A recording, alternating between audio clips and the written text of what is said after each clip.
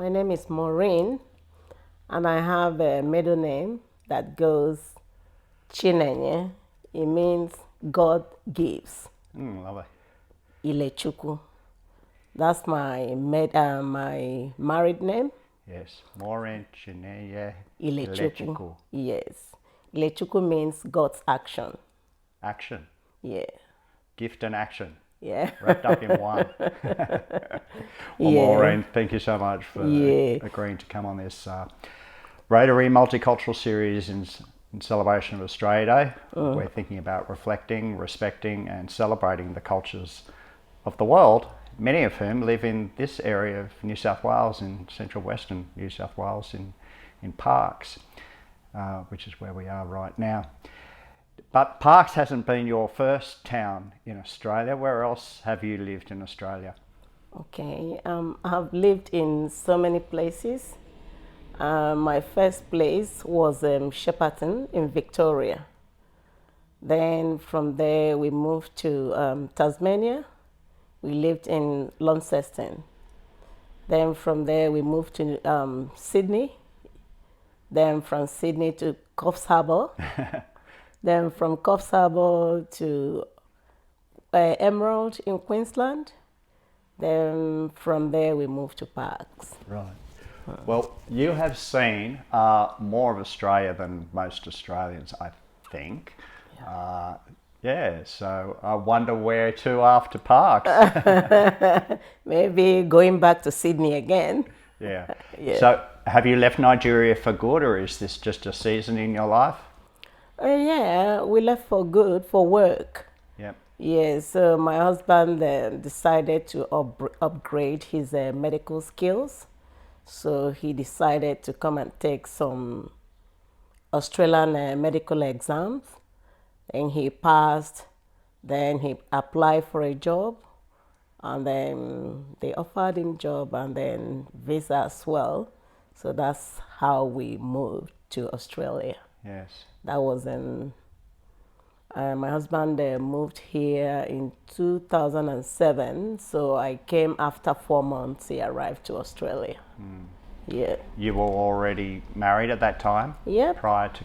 Yeah, today is my marriage anniversary. Oh, wow. So I'm 18 years in marriage today. Well, congratulations. Thank you. It's also your son's birthday. Yeah. So you're not going to forget this date? No, it's a special day for me. Well, thank you so much for making this special day available for this interview. You're welcome, darling. So your husband deciding to come here with you to practice as a doctor. Yep. What was the reason for that? Was he not happy practicing in Nigeria, or he wanted to try somewhere else? Can you go into any detail? No, everybody is looking for a greener pasture. Yeah. Yeah, and it's not that he doesn't like it in Nigeria, but he believes that he will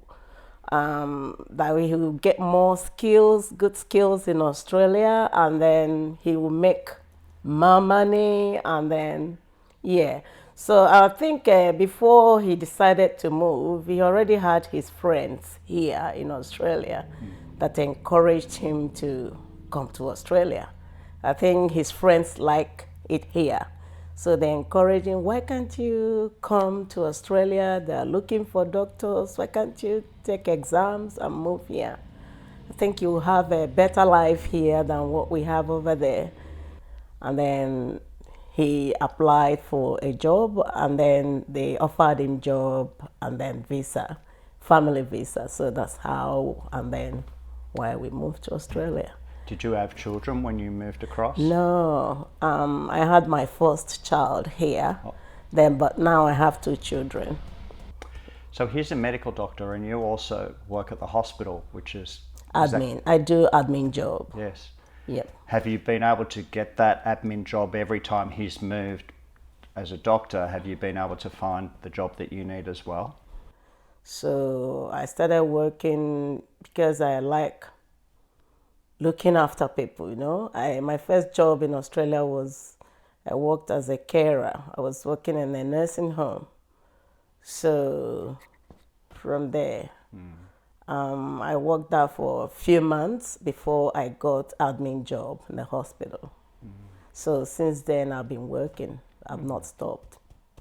What can you tell me about your childhood and youth growing up as a child in Nigeria? It was a kind of fun, growing up as a child in Nigeria, because in my culture we believe in living together as family. It was very memorable one. I remember growing up, the moonlight tales and playing with your mates, running around and using all sort of things to play, like climbing trees, plucking fruits, running around with the used tires and the wheels. Yeah, so it was really, really fun using cams to make high heels, Right. with gum from trees, Yeah. mango trees, you applied it on Yeah. milk cans and use it to make high heels. So it was really, really fun. So I remember when I got to my teenage age, I don't think I missed anything. I grew up, in a happy family, in a happy environment. So I love traveling a lot. I remember then I was going, because I'm from a big family. My mother had 11 children. So I'm in 8 positions. So I was visiting my brothers and my sisters every time. So it was really, really fun growing up when I was in Nigeria. So I will not tell you that I had a bad childhood. No. It was really, really fun. Yes. Growing up. Great. Yeah. Did your parents have the financial means to provide you with an education? Yes, they did. They did, but having too many children will not to make you to work hard a lot just to provide for the children. So in my culture, we believe that when you bring out a child in the world, you have to train them and give them basic life before they get married. We never have to leave our parents unless you are leaving them because you are getting married. So I know that they provided everything. They saw me through high school and then higher education. Yeah, but yeah, they are no longer there. So yeah, they passed away a couple of years back now. How did you feel when you first came to Australia? Your husband had already been here for 4 months. He was working at the hospital in Shepparton, I assume, and you came over to join him. You're in country Victoria. How did you feel about being here, and what were your thoughts? The first time it was a quite different culture and everything was different. It was a mixed feeling. I felt excited because I was going to where I haven't been before. You know how you hear about Western world and all the imaginations. So I was really looking forward to come to Australia. Excited that I'm going to a new country. Excited that I'm coming to meet my husband. Then it was a mixed feeling. Yes. I felt, and then I wasn't feeling that good that I'm gonna miss my family and then my friends. So it's just a mixed feeling.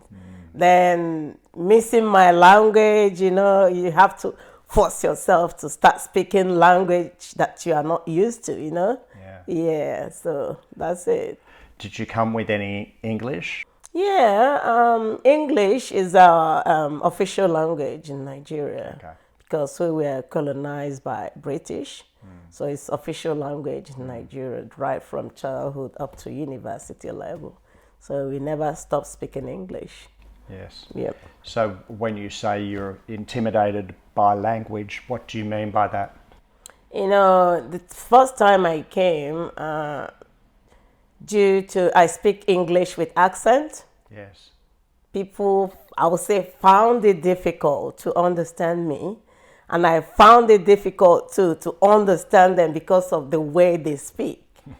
Don't they teach Australian English in Nigeria? No, they don't. So they found it too difficult to understand me. Then I found it difficult to understand them, even though we were speaking English then. Yes. Yeah, so that was my, yeah. Because I would call it language barrier, yes. even though we were all speaking English then. Yeah, that's a really helpful point. Yeah. That there's English and there's English. There's making yourself understood. Yeah. And being able to understand. Yeah. Is not necessarily the same as having the same language. No. Of course, your kids, I'm sure they've been growing up with an Aussie accent. So exactly. Now when they go back to Nigeria, they've got a problem. Exactly. Even though that kids in Nigeria, even most of them, English is still in our official language, not like our culture, our dialect, like mother tongue, mother language. So like my kids, whenever they travel to Nigeria, they want to see other kids speaking English the way I am speaking it now. They want to belong. They want to speak the way we do as well, but I would say the annoying one, a part of it, is I'm trying to make them speak my local language, but they can't. But they can understand it, but they can't speak it. Like in Nigeria now, even though we are one country, we have about 250-something ethnic groups. Wow. In Nigeria, in one country. Yes. And we don't speak one language. Yes. So, but they have 3 major languages in Nigeria, which is Hausa, the northern side, Igbos, which is where I come from, and then Yorubas. So these are the 3 major ethnic groups in Nigeria. The other ones are minors, Yes, so because of that, we use one common language called Pidgin English. Like if you want to say, where are you going? Yeah. You say, where you they go? Yeah. What are you doing there? What thing you they do there? That's common Pidgin English for everyone. But the official English is what we use in schools. Like if you are teaching like a child that goes into school now, they'll start teaching that child English language right the day the child goes to school. That's what they use in schools to teach people. English language is our official language. So, but we have our own our own language as an Igbo person. Like, if I want to say, where are you going in my language, I will ask you, Ebe ki neje, which means, where are you going? So that is my language. That's what we speak in my own community or in my own ethnic group. And would you use that language like when you were growing up with your family? Was that the language spoken at home? Yeah, that's the language spoken at home. And that's the language we speak now. If I stay home with my husband, that's what we speak. Because we try to teach our kids. But even though they will hear, I understand basic part of it, but they can't speak. Yes. Yeah. So you have your home, your community language, your ethnic group language. Yep. You have the language that you learned at school, which is official English language. Yeah. And then you have a form of English that's spoken across those. Yeah, for those who, there are people who are not learned. Yeah. There are people who are learned. Like, learned people speak good English. That's good English. Sometimes they can even speak good and big grammar than the official people that brought English to us. Yeah. These are for learned people. But people who don't go to school, they can speak what we called Pidgin English, which is Where are you going? Where you they go? What are you doing here? What do they do here? You know? Yeah, so that's it. Well, thank you for that education. I mean, I've been asked to do these interviews to help other people, but of course I'm learning so much, so I appreciate it. That's so good. So when you arrived in Australia, you were in Shepparton for a short period of time, 2-3 years? No, just for a year. Just for a year, and then you moved here and you moved there. Yeah. Has it been hard moving all the time and having to build new relationships? I mean, a lot of people, when they come from overseas, they find people that are from their country of origin and they stay together with them. Yeah. To help with so many things that they need help with. You didn't have that because you were moving all the time. Yeah. How did you go? Yeah.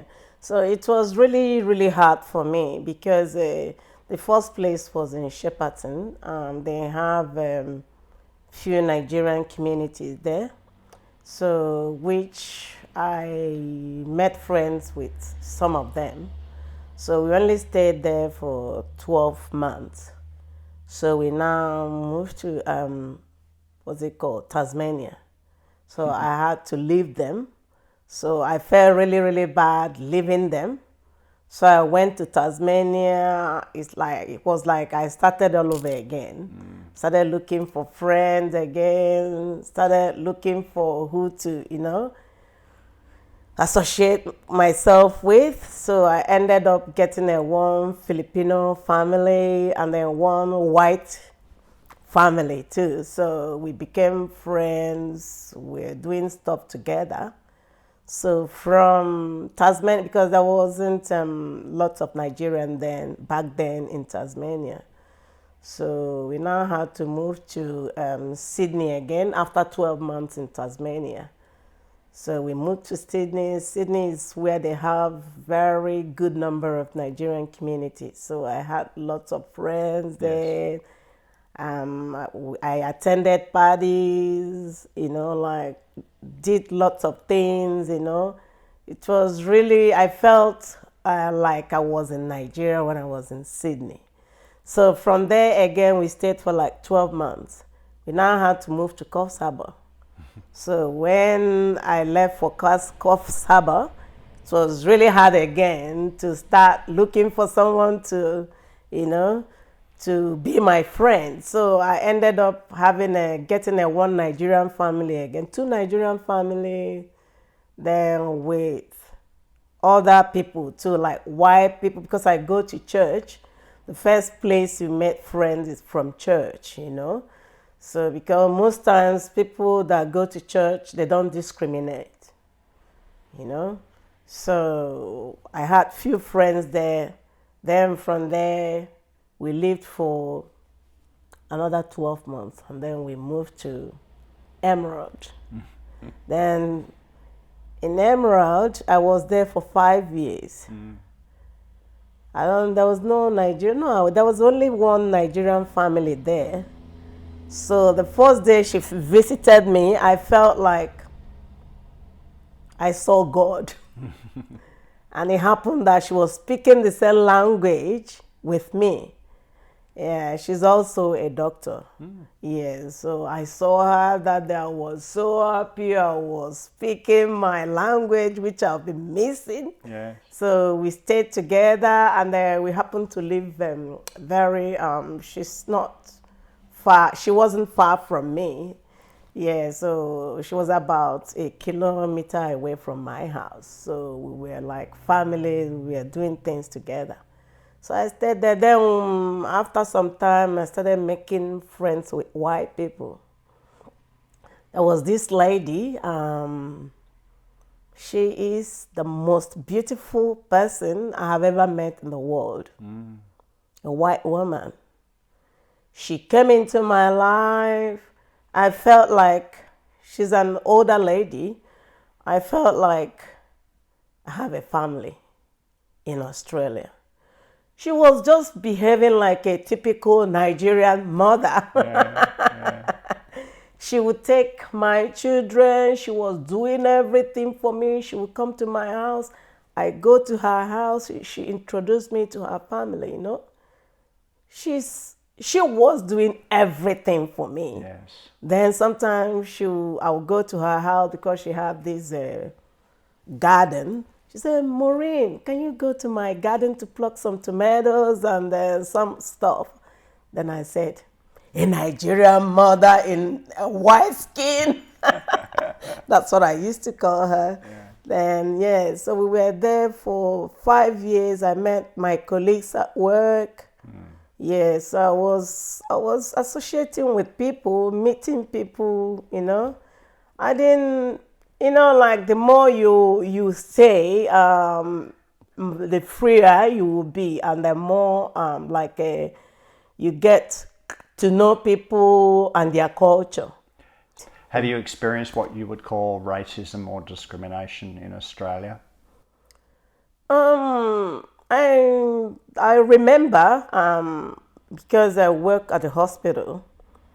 I remember a verbal, I would call it verbal discrimination or racism or whatever they call it. Because this racism of a thing, it depends on the context. Because to me, I believe that everybody is a racist. Everybody is a racist. So I remember that day the man called me on phone. I think he was frustrated. He was looking for someone to put his frustration on. Yes. So he put it on me. Yeah. So he called me and then he wanted something. So I was talking to him. Do you know what he said to me? You African bitch, go back to where you come from. So when he said that to me, he struck my heart. I never felt that way before, So my colleague now said, what is it, Maureen? I told her what he told me. He said to me, no. You do not allow anyone to talk to you that way. And what did you tell him? I said, I didn't tell him anything. He said, no, we have to take this up. So he said, go and report this man. We know him. Go and report him to our manager. I said, no, I'm not going to report him. She went to report on my behalf, and they called the man. Then they asked him to come and apologize to me. Oh, really? Yes, and he did. Good. He did. So to me, I don't want anybody to, to make me feel that he is superior than me. I believe that we all come from somewhere. That someone is in your country doesn't mean that you are better than that person, because we need each other to grow. We can't do without each other. We have lots of white people in Nigeria. Then we have lots of black people here in Australia. So we need each other.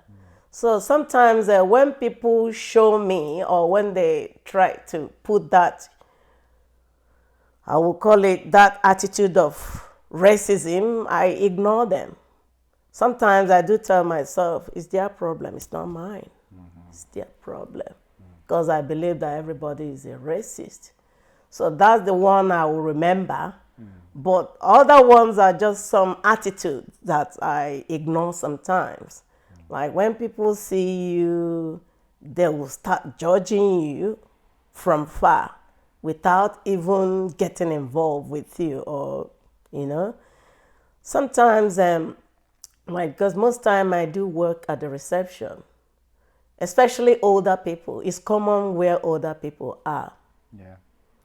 So when they see you, as long as they're present there, they have started judging you based on your color. Inside their head, they'll think, oh, because she's not my color. That's what I feel, what they are thinking, because I don't know what they think. Because she's not my color, I don't think I will understand her. Then sometimes some of them will come and try their luck. Before they come to you, you will see their expression. They'll be like, then when you open your mouth to speak, they will relax. So they have an expectation. Yes. So sometimes some people, oh, how long have you been here? Yeah. How long have you been in Australia? Yeah. Sometimes they'll ask you, how come you speak good English? Yeah. Yeah. You know, so that's it. That's sometimes that's how I feel that that's the way they're showing their own racism. Yes. Yeah. And you made that comment, everybody is Yeah. racist. Yeah. Explain a bit more of that, because that might be helpful to unpack what you mean by that. Yeah. Because back where I come from as well, you know, people from different states, people from different ethnic groups, sometimes you think, oh, this person is not from my side. So we do that little bit of discrimination or racism, you know. So, but you don't show them. Like here, I know that some people is playing up in their head, but they don't want to come out and, Yes. you know, sometimes they behave themselves. No, I don't want. But it's common where older people are. Yes. Yeah, but this younger generations, I think they are being different. And I believe that in years to come, things will be much better. Yeah, exactly. Then I remember again, I don't want to leave this one. I remember when I was doing, like, in terms of racism, I remember when I was doing home care. My manager asked me to go to one man's house to take him to hospital. So I stopped my car, came down from my car. He looked from the window and saw me. As a black person, he never wanted me to drive him. I'm just telling you this. He never wanted me to drive in because he has seen my color. I will tell you why I said this. So I was knocking at his door. He never wanted to open the door for me. He left me outside. I knocked and knocked and knocked. He didn't want to open the door for me. He left me there for a couple of minutes, like 20 minutes. I was outside. Then he changed his mind to open the door. When he opened the door, the first question he asked me, where are you from? I said, I'm from Nigeria, originally. Then he said, okay, I should sit. I sat down there. So he was vomiting. I was supposed to take him to hospital. Yeah. So, but I made that mistake that I would have rang my manager and she would have asked me to come back because I was still learning that job then. So I now had to wait for him. He now had to call his grandchild to come and take him to hospital. Then he said to me, I'm sorry, you can go. I'll be fine. Then I left. So after I left, I went to the office. I didn't report what happened. I just went there and said, oh, the man didn't tell me. He asked me that his grandson is going to drive him to hospital. But I didn't want to start telling them the story about what happened. Yeah. So after about 4 days, the man sent an apology. He said that the grandson was really, really mad at him, that he was apologizing, that he will never do that again to me, that I should come back to his house, that it will never be the same. He really, really apologized. Unfortunately, I said, no, I don't think I would like to go back there. Right. Yeah, but I think he died after the man passed away after a couple of months. So I never got chance to go back there, you know. So that's how, like, people are different anyways. Racism is racism, but a lot of people will come out and show you, but a lot of people will be doing it and pretending. Yeah. So one day I was just asking someone, he said, you guys are, that's it. I'm so sorry to say that you guys are so myopic. I'm so sorry to say that. I say, you need to come out of your box and then know what is going on in this world.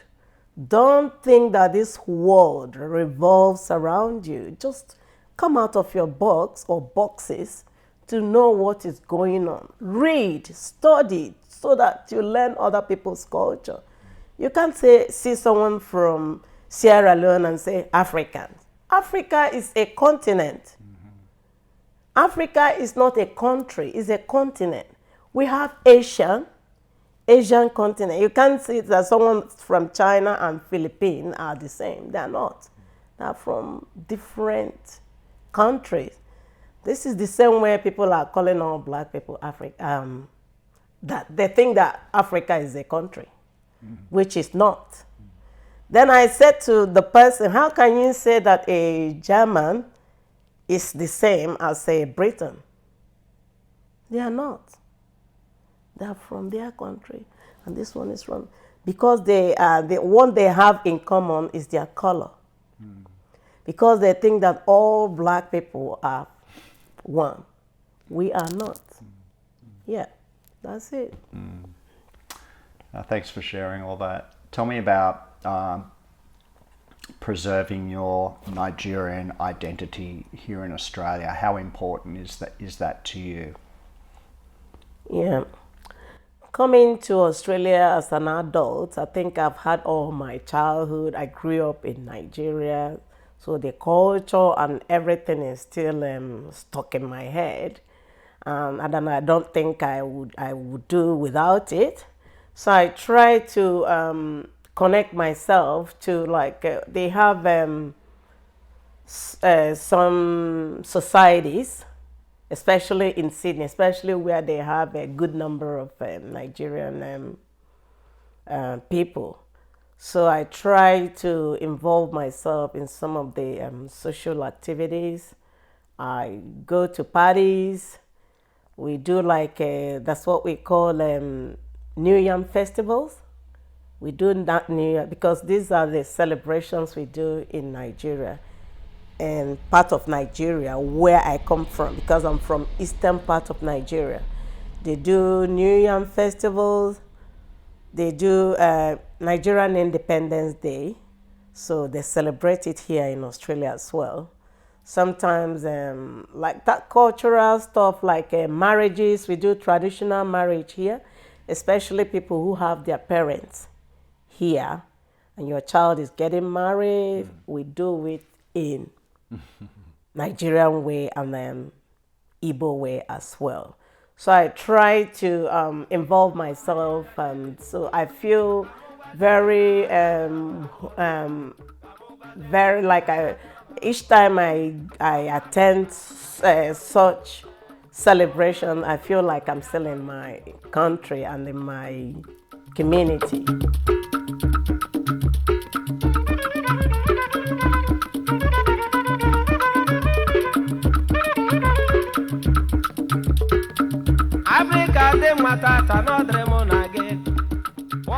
So and I do as well involve my kids just to know that such a culture exists.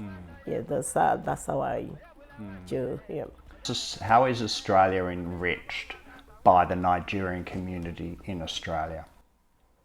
Yes, like most of, I think 95%, 97% of Nigerians that are here in Australia are skilled migrants. It's either they are doctors or nurses or students, studying to become one professional or the other. So I think they have been contributing to the growth of Australia. Most of them, almost all of them are working because we are a very hard-working country. And they are working, paying taxes, That's the way they contribute to Australian economy. Yes, so yeah, I know that Australia needs us. Yeah, we absolutely do. Yeah. Maureen, you've taught me so much, and you're going to educate so many others through what you've shared in your stories. So thank you very much. That's so good. Thank you. Contributing. Yeah. And I hope you have a fantastic wedding anniversary and that your son has a wonderful birthday. Thank you so much. Thank you.